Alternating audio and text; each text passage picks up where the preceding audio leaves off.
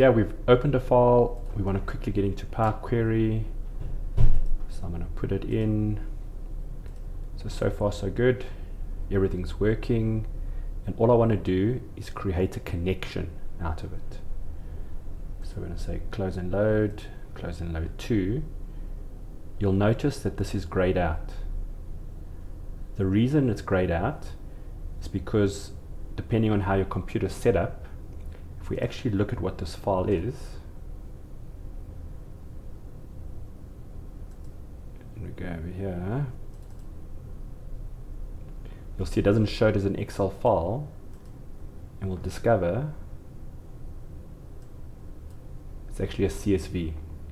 So if you open anything and it's a CSV, it will not give you the option to close and load to create only connection. You have to first save it as an Excel workbook, and then it will be available to you.